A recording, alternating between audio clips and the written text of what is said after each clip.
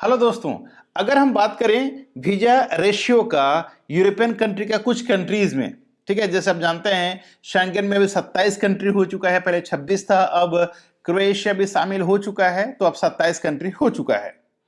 लेकिन बात करें वीजा रेशियो का, यानी वीजा अप्रूवल रेशियो का, क्योंकि अगर आप एक जॉब सीकर हैं और जॉब सीकर को जब तक वीजा नहीं आए तो कोई मतलब नहीं है, सही है कि नहीं। अगर आपने वीजा अप्लाई किया है और वीजा का अप्रूवल नहीं आया तो मतलब क्या है उसका। तो बात करें माल्टा की, तो माल्टा का वीजा नहीं के बराबर है। कुछ साल पहले माल्टा को कोई जानता भी नहीं था, लेकिन उन सभी यूट्यूबर को थैंक यू कि सभी ने माल्टा के बारे में कई सारे वीडियो बनाना चालू कर दिए और लोग इतना उमड़ पड़े अप्लाई करने के लिए कि अब आलम यह है कि वहां का सरकार वीजा दे नहीं पा रहा है। वीजा मिल भी जाता है, अप्रूवल हो भी जाता है, स्टैंपिंग नहीं हो पाता, ठीक है, वीएफएस के लिए स्लॉट नहीं मिल पाता। बात करें पोलैंड की, तो पोलैंड की भी ये स्थिति है दोस्तों। पोलैंड में भी, पोलैंड का अगर बात करें वीजा रेशियो का, तो 70/30 है। 70 अप्रूवल होता है और 30 रिजेक्शन आता है। लेकिन आज मैं ऐसे कंट्री के बारे में आपको बताने जा रहा हूं जो है क्रोएशिया, जहां पर आपका वीजा 100% अब तक का रेशियो है वीजा का, रिजेक्शन नहीं के बराबर होता है। लेकिन हाँ, कुछ ही दिनों में मुझे बहुत लोग जो हैं मैसेज कर रहे हैं। आज भी एक मेरा व्यूअर ने मैसेज किया है कि सर मेरा वीजा रिजेक्शन आ गया है, क्या कारण हो सकता है। तो दोस्तों इसलिए मैंने थंबनेल में लिखा है 99% चांसेस है वीजा अप्रूवल का और 1% है वीजा अप्रूवल नहीं होने का, ठीक है। लेकिन क्यों आपको जाना चाहिए क्रोएशिया, आज मैं आपको इस वीडियो के माध्यम से बताने वाला हूं। क्योंकि कई लोगों का अब भी मुझे बोलते हैं कि sir can I go to Malta, can I go to Poland, can I go to this and that. अरे भैया, जब आपके पास ऑप्शन है क्रोएशिया का, इतना अच्छा कंट्री है, ये भी शेंजन में है, तो क्यों आप क्रोएशिया को लताड़ रहे हैं, क्यों छोड़ रहे हैं। समय ऐसा भी आएगा कि आपको क्रोएशिया का वीजा भी मिलना मुश्किल हो जाएगा।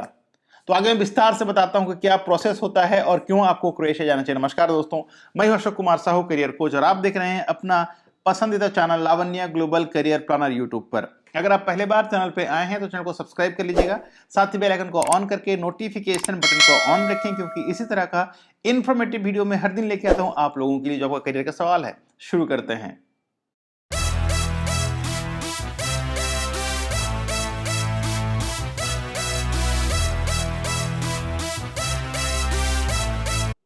देखिए क्रोएशिया, अब तक तो मैंने कहा कि 99% वीजा रेशियो है, लेकिन आने वाले समय में दोस्तों ये भी 70/30 हो जाएगा, ठीक है।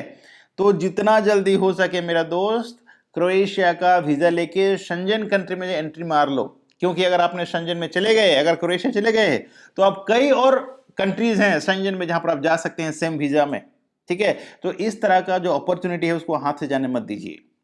अभी बहुत सारे वैकेंसीज आ रहे हैं, बहुत सारे अपॉर्चुनिटीज आ रहे हैं, क्योंकि नया नया एक कंट्री जो है अभी शेंजन में जा रहा है या चला गया है, ठीक है। इसमें आपको बहुत ज्यादा अपॉर्चुनिटीज मिल रहा है, फ्यूचर में नहीं मिलेगा, बता रहा हूं। मेरा जो एक्सपीरियंस मैं आपको शेयर कर रहा हूं, समझने की कोशिश कीजिए, ठीक है। बाद में रोते रहिएगा और फिर मत बोलना कि sir can I go to Croatia, जैसे माल्टा में हो रहा है ना।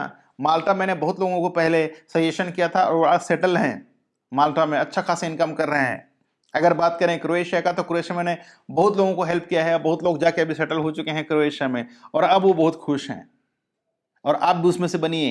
अगर लेट करेंगे तो शायद आपको भी वहां पर जाना उतना आसान नहीं रहेगा। बात करें डॉक्यूमेंट्स की, बहुत लोगों का डाउट ये हो रहा था कि क्या डॉक्यूमेंट्स में कोई चेंजेस हो रहा है। तो दोस्तों अब तक डॉक्यूमेंट्स में कोई चेंजेस नहीं है। आपके पास होना चाहिए Europass CV, cover letter, PCC होना बहुत जरूरी है दोस्तों, पुलिस क्लियरेंस सर्टिफिकेट्स, और ये आपका कमिश्नर ऑफिस बिसाइड थाना ये सब नहीं चलेगा, ठीक है। आपको पासपोर्ट ऑनलाइन से अप्लाई करना पड़ेगा और आने के बाद आपको एपोस्टाइल करना, यानी कि जब आपको रिसीव हो जाता है आपका पीसीसी, साथ ही साथ एपोस्टाइल कर लीजिए। अगर आप फूड डिलीवरी बॉय का काम में जा रहे हैं दोस्तों, तो आपका ड्राइविंग लाइसेंस अगर है, चिप वाला होना चाहिए, वही एक्सेप्टेबल है, चिप लाइसेंस होना चाहिए, ठीक है। और वो लाइसेंस भी आपको एपोस्टाइल करना है, ध्यान से समझिएगा। इसके अलावा अगर आपके पास सर्टिफिकेट्स वगैरह है तो सर्टिफिकेट को कोई एपोस्टाइल जरूरत नहीं है। अगर आपके पास और कोई डॉक्यूमेंट है तो उसका एपोस्टाइल जरूरत नहीं है, लेकिन आपके पास होना चाहिए एक्सपीरियंस लेटर प्रॉपरली और एजुकेशन सर्टिफिकेट्स, ठीक है। तो मैंने थंबनेल में ये भी लिखा है कि भाई 5वीं क्लास भी इसमें जा सकता है, तो जी हाँ जा सकता है। जैसे कि बहुत सारे ऐसे जॉब हैं दोस्तों जो 5वीं क्लास ही करते हैं, जैसे कि आपका मेसन हो गया, ठीक है, कंस्ट्रक्शन लेबर हो गया, तो ये सारे जॉब में आप जा सकते हैं अगर आप 5वीं पास हैं तब भी। अगर आपका पासपोर्ट इस ईयर है तब भी आप जा सकते हैं, घबराने की बात नहीं है, ठीक है। इमिग्रेशन चेक रिक्वायर्ड, कुछ ऐसे कंट्री है जहां पर नहीं जा सकते हुए, गल्फ में बहुत सारे कंट्रीज है, मैंने इससे पहले वीडियो बना चुका है, जाके देख लीजिएगा, लेकिन यूरोप आप जा सकते हैं। तो अगर आपको कोई संदेह है इस प्रकार का तो संदेह को दिल से निकाल दीजिए। बात करें सीजनल जॉब का, जी हाँ, यूरोप में बहुत सारे कंट्रीज सीजनल जॉब चलाती हैं, ठीक है, वहां पर बहुत सारे जो काम है वो सीजन के हिसाब से होता है, तो लोग सीजन वीजा भी देते हैं। तो क्या अभी सीजन वीजा में जाना चाहिए, सीजनल वीजा में? तो जी हाँ जाना चाहिए, क्योंकि अगर आप सीजनल वीजा में चले भी जाते हैं तो आप उस वीजा को कन्वर्ट भी कर सकते हैं अगर आपका एम्प्लॉयर सही रहा तो।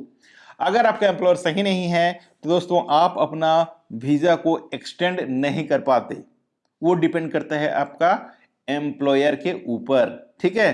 तो ध्यान से समझिएगा, जो होता है सीजनल वीजा, अगर आपका एम्प्लॉयर ठीक है तो आप अपने वीजा को एक्सटेंड कर सकते हैं, अगर आपका एम्प्लॉयर नहीं माना तो आप एक्सटेंड नहीं कर सकते, आपको वापस आना होता है। लेकिन हाँ, आप जा सकते हैं अच्छा खासा इनकम करके, एक्सपीरियंस लेके आप वापस आ सकते हैं, ताकि जब नेक्स्ट टाइम आप अप्लाई करेंगे तो आपके लिए आसानी हो जाती है। क्योंकि जब भी आपका वीजा स्टैंपिंग होता है दोस्तों, उसमें यह देखा जाता है कि आपने कितने देश को भ्रमण कर चुके हैं, यानी कितना देश को जा चुके हैं, कितना देश का स्टैंपिंग आपके पासपोर्ट के ऊपर हो चुका है, ये भी डिपेंड करता है।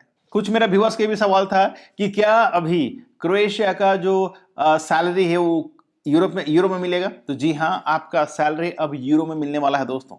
और जनरली सैलरी की बात करें तो पहले यहाँ पर था 650, 750, लेकिन अब वो 750 शुरुआत हो सकता है, 750 से 850, 950 तक आपका बेसिक सैलरी जा सकता है। हालांकि कभी भी आप सिर्फ बेसिक सैलरी के ऊपर ध्यान मत दीजिए, इसके अलावा बहुत सारा और इनकम होते हैं दोस्तों, जैसे कि ओवर टाइम है, इंसेंटिव है, टिप्स है, उसके बाद बोनस है, ठीक है, फ्री फूड एकोमोडेशन है, तो बहुत सारे और फायदा होते हैं। खाना मैक्सिमम कंपनी यूरोप का देते हैं दोस्तों, क्योंकि वहां पर आपको जब भी नौकरी मिलता है तो ये दिमाग से निकाल दीजिएगा कि यार खाने का कुछ इंतजाम हो सकता है, तो आपका खाना का इंतजाम आपका जो एम्प्लॉयर है वो कर देते हैं, ठीक है। रहने का भी वहां पर आलिशान आपको एकोमोडेशन मिलता है, ऐसा नहीं है जैसे आप इंडिया में रहते हैं ऐसा एकोमोडेशन नहीं होता है वहां पर, जबरदस्त, क्योंकि दोस्तों उनका जो बनाने का स्ट्रक्चर जो होता है वो अलग ही होता है। It's amazing. बात करें अगर कितना घंटा काम करना होता है, तो वहां पर 8 से 9 घंटा काम करना होता है। 9 घंटा इसलिए होता है क्योंकि देखिए, जब आप जॉब जाते हैं, ज्वाइनिंग करते हैं, ठीक है, ड्यूटी में जब शिफ्ट में जाते हैं तो आपको हैंड ओवर देना होता है और लेना होता है। जब आप जाते हैं तो टेक ओवर लेते हैं, यानी कि जो आपका पहला प्रीवियस जो शिफ्ट रहता है लोग, वो आपको हैंड ओवर देते हैं और आपको टेक ओवर लेना पड़ता है, ठीक है। तो उसमें आधा घंटा समय लग जाता है, और जब आप जाते हैं तो वो आधे घंटा के समय में आप देते हैं हैंड ओवर नेक्स्ट शिफ्ट वाले को, तो इस तरह से 9 घंटे का समय लगता है। हालांकि अगर आप चाहें तो आप ओटी कर सकते हैं, और ओटी वहां पर बहुत ज़्यादा अवेलेबल रहता है। अगर आप ओटी करते हैं दोस्तों तो आपको अच्छा खासा इनकम भी हो जाता है। वहाँ के लोग बड़े सीधा सरल के होते हैं। अगर आप वहाँ जाते हैं दोस्तों, जैसे कि बहुत लोग ये कहते हैं कि यार जो क्रोएशिया आते हैं वो यहाँ पर ठीक से काम नहीं करते, ठीक है, तो ऐसा बिल्कुल मत कीजिएगा। अगर आप प्लान कर रहे हैं क्रोएशिया जाने का दोस्तों, तो वहाँ जाके काम करें, अपने आप को प्रूव करें, सीखें, और हर किसी को रेस्पेक्ट करें, क्योंकि क्रोएशिया एक ऐसा कंट्री है जहां के लोग बहुत ही सीधा सरल हैं और बहुत ही हेल्पफुल हैं। तभी जाके वो कंट्री जो है दोस्तों अभी शेंजन में आ चुका है। कई और दूसरा कंट्रीज हैं जो अप्लाई किए थे, उनका रिजेक्शंस में आया है, लेकिन क्रोएशिया जो शेंजन में आ गया है ना, तो इसका मतलब ये है कि कंट्री बेहतर है। यही वजह है कि वो शेंजन में अभी सम्मिलित हो चुका है। अगर आप जाते हैं क्रोएशिया तो एकदम बेफिक्र होकर जाना चाहिए, और अच्छा जिंदगी आप जी सकते हैं। बहुत जल्दी आपको ब्लू कार्ड मिल जाता है 3 साल के बाद, ठीक है, और 5 साल में आपको वहां पर पीआर मिल जाता है दोस्तों। एक बार आपको जैसे पीआर मिल जाता है तो आपको मेडिकल, आपका इंश्योरेंस, आपका एजुकेशन, बच्चों का एजुकेशन, ठीक है, आसान हो जाता है। इंडिया में देखिए, अगर आप एक पेरेंट्स हैं, अगर आपका 2-3 बच्चे हैं, तो आपका स्कूल का खर्चा लगभग 4 से 5 लाख सालाना होता है। होता ही नहीं होता। अगर आपके बच्चे प्राइवेट स्कूल में पढ़ रहे हैं तो कम से कम 4 से 5 लाख रुपया सिर्फ एजुकेशन में लगता है। और अगर आप यूरोप में काम कर रहे हैं तो आपका स्ट्रेट आपका 4 से 5 लाख रुपया आप सिर्फ एजुकेशन में बचा सकते हैं। बहुत बड़ा कैलकुलेशन है। अगर आप समझने की कोशिश करेंगे तो आप बहुत पैसा सेविंग कर सकते हैं। लेकिन हाँ, यहाँ के लोग जो हैं पहले ये सोचते हैं कि मेरा सैलरी कितना होगा। मेरा दोस्त, सैलरी बाद में सोचना, पहले ये सोचो कि आपको वीजा कैसे मिल जाए। तैसे करके अगर आपको आपका पासपोर्ट में वीजा लग गया तो आपसे बड़ा तकदीर वाला कोई नहीं, मेरा बात को याद रखिए। हालांकि जो भी यंगस्टर को समझ में नहीं आता, ये तब समझ में आता है जब समय निकल जाता है। जब आपका उम्र 30+ होता है तब आपको समझ में आता है। मेरा कई जो व्यूअर हैं जो शुरुआत में मेरा वीडियो देखते थे 4-5 साल पहले, सब हंसते थे और मजाक उड़ाते थे, और आज वो मेरे पास आते हैं काउंसलिंग के लिए, कहते हैं सर अगर आपकी बात हम अगर 5 साल 6 साल पहले मान लेते थे तो आज हमारा ये स्थिति नहीं होता था, लेकिन हमने पहले आपकी बात नहीं सुना और आज हम देखिए कहाँ हैं। प्लीज़ हमें हेल्प कीजिए जॉब्स के लिए, प्लीज़ हमें हेल्प कीजिए अच्छा एम्प्लॉयर के लिए। तो यार ऐसा होता है, ठीक है। तो मेरा सभी यंगस्टर से यही कहना है दोस्तों, समय बर्बाद बिल्कुल ना करें, क्योंकि अगर आप समय को बर्बाद करेंगे तो समय आपको बर्बाद कर देगा। इतना जरूर ध्यान रखना। मेहनत करें, कड़ी मेहनत करें, और जो भी अपॉर्चुनिटीज आ रहे हैं उसको ग्रैब करें। ये मत सोचें कि मुझे कितना पैसा मिलेगा, ये सोचें कि आज मैं इस काम में जाता हूं तो मुझे कितना एक्सपीरियंस मिलेगा, और उस एक्सपीरियंस के तहत आप आगे बहुत कुछ कर सकते हैं दोस्तों। क्योंकि एक्सपीरियंस को खरीदा नहीं जा सकता। भले आप पेपर खरीद सकते हैं, सर्टिफिकेट्स, लेकिन जो रियल टाइम एक्सपीरियंस होता है आप खरीद नहीं सकते दोस्तों। वो आप जब खुद करते हैं तभी आता है। आशा करता हूं आज की वीडियो के माध्यम से आपको समझ में आ गया होगा कि जीवन में क्या काम का कितना बड़ा इंपॉर्टेंस होता है, ठीक है। अगर आपको आज का हमारा वीडियो अच्छा लगा हो तो वीडियो को लाइक कमेंट शेयर जरूर करें। और मेरा बात ध्यान रखें दोस्तों कि अभी क्रोएशिया बहुत ही अच्छा कंट्री उभर के आ रही है। तुरंत अप्लाई करें अपना जॉब्स के लिए, बहुत सारे जॉब्स अवेलेबल हैं अभी। चाहे आप अगर होटलियर हैं तो शेफ्स का, हाउसकीपिंग का, वेटर का, ठीक है, बारटेंडर्स का बहुत सारे वैकेंसीज हैं। जनरल लेबर का बहुत ज़्यादा वैकेंसीज हैं, ओके। फूड डिलीवरी का बहुत सारे वैकेंसीज आ रहे हैं। तो यार नौकरी को हाथ से जाने मत दीजिए। हेवी ड्राइवर का बहुत सारे वैकेंसीज आ रहे हैं, लाइट ड्राइवर का बहुत सारे वैकेंसीज आ रहे हैं। तो बता रहा हूँ मैं, बाद में आपको बहुत सोचना पड़ेगा, ठीक है। So thank you so much for watching. मिलते हैं इसी तरह का एक नया वीडियो में नया टॉपिक के साथ। तब तक लिए आप रखें अपना ख्याल और मुझे दीजिए इजाजत। Thank you so much. जय हिंद, जय भारत।